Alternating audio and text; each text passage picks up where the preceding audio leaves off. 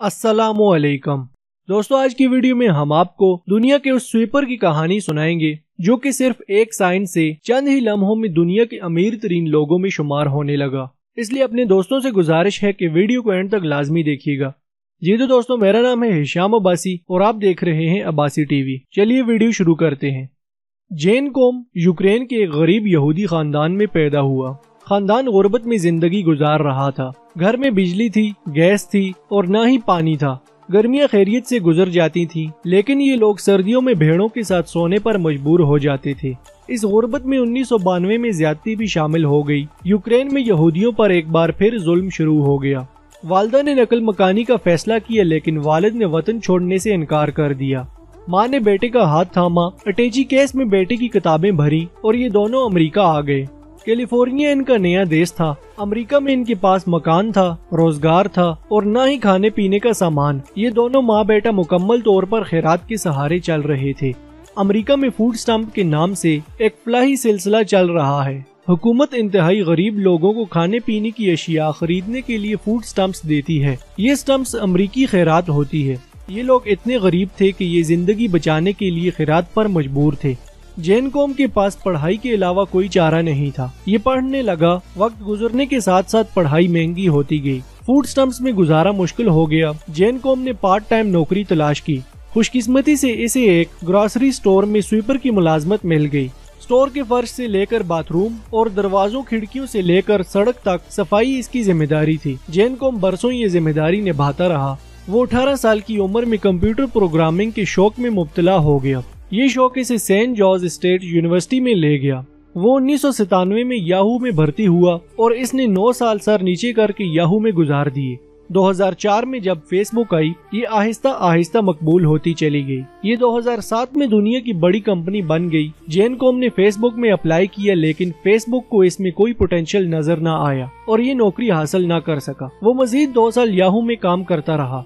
वो आईफोन खरीदना चाहता था, लेकिन हालात इजाजत नहीं दे रहे थे। इसने थोड़े थोड़े पैसे जमा किए और नया आईफोन खरीद लिया। ये आईफोन आगे चलकर इसके लिए सोने की कान साबित हुआ। जेन कोम ने फोन इस्तेमाल करते करते सोचा, मैं कोई ऐसी एप्लीकेशन क्यों ना बनाऊं जो फोन का मुतबादिल हो, जिसके जरिए SMS भी किए जा सकें, तस्वीर भी भिजवाई जा सकें, डॉक्यूमेंट्स भी रवाना किए जा सकें और जिसे हैक भी ना किया जा सके। ये एक अनोखा आइडिया था। इसने ये आइडिया अपने एक दोस्त ब्रायन एक्टन के साथ शेयर किया। ये दोनों इस आइडिया पर जत गए। ये काम करते रहे, यहाँ तक कि 2 साल में एक तिलिस्माती एप्लीकेशन बनाने में कामयाब हो गए।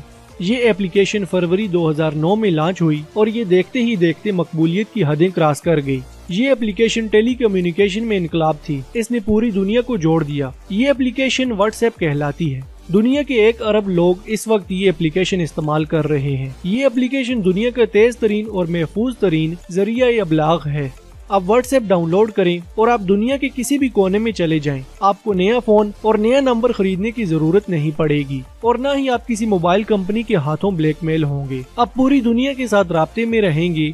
जेन कोम को व्हाट्सएप ने चंद माह में अरबपति बना दिया। ये एप्लीकेशन इस कदर कामयाब हुई कि दुनिया भर की कंपनियों ने इसकी खरीदारी के लिए बोली लगाना शुरू कर दी, लेकिन जेन इनकार करता रहा। फरवरी 2014 में फेसबुक भी व्हाट्सएप की खरीदारी की दौड़ में शामिल हो गई।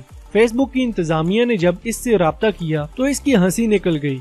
इसने खुदा का शुक्र अदा किया और कह कहा लगाकर बोला, ये वो इदारा था जिसने मुझे 2007 में नौकरी देने से इनकार कर दिया था। वो देर तक हंसता रहा। इसने इस हंसी के दौरान फेसबुक को हाँ कर दी और $19 बिलियन में सौदा हो गया। ये कितनी बड़ी रकम है, आप इसका अंदाजा पाकिस्तान के कुल मालियाती ज़खायर से लगा लीजिए। पाकिस्तान का फॉरेन एक्सचेंज इस वक्त $22 अरब है और पाकिस्तान 70 बरसों में इन ज़खायर तक पहुंचा, जबकि जेन कोम ने एक एप्लीकेशन $19 अरब में फरोख्त की।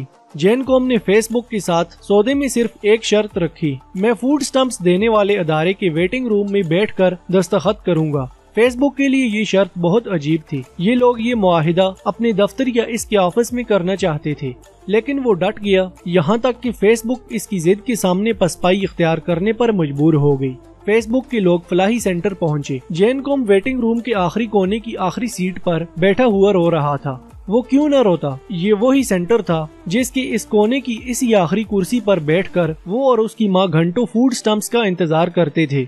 ये दोनों कई बार भूखे पेट यहाँ आए और शाम तक भूखे प्यासे यहाँ बैठे रहे। वेटिंग रूम में बैठना अजियतनाक था, लेकिन इससे बड़ी अजियत खिड़की में बैठी खातून थी। वो खातून हर बार नफरत से इनकी तरफ देखती थी। तंजिया मुस्कुराती थी और पूछती थी कि तुम लोग कब तक खैरात लेते रहोगे, तुम काम क्यों नहीं करते। ये बात सीधी उनके दिल में उतर जाती थी, लेकिन ये लोग खामोश खड़े रहते थे। खातून इन्हें स्लिप देती थी, माँ कागज पर दस्तखत करती थी और ये लोग आंसू साफ करते हुए वापस चले जाते थे। वो बरसों इस अमल से गुजरता रहा। चुनाचे जब कामयाबी मिली तो इसने अपनी जिंदगी की सबसे बड़ी कामयाबी इसी वेटिंग रूम में मनाने का फैसला किया। इसने $19 बिलियन की डील पर फूड स्टैम्प्स के इंतजार में बैठे लोगों के दरमियान बैठकर दस्तखत किए, चेक लिया और सीधा काउंटर पर चला गया। फूड स्टैम्प्स देने वाली खातून आज भी वहाँ मौजूद थी। जैन ने $19 बिलियन का चेक उसके सामने लहराया और हंसकर कहा, आई गॉट अ जॉब, और सेंटर से बाहर निकल गया। दोस्तों, ये दास्तान साबित करती है कि अगर आप डटे रहते हैं, मेहनत करते हैं और हिम्मत कायम रखें तो अल्लाह ताला आपके लिए कामयाबी के दरवाजे खोलता चला जाता है।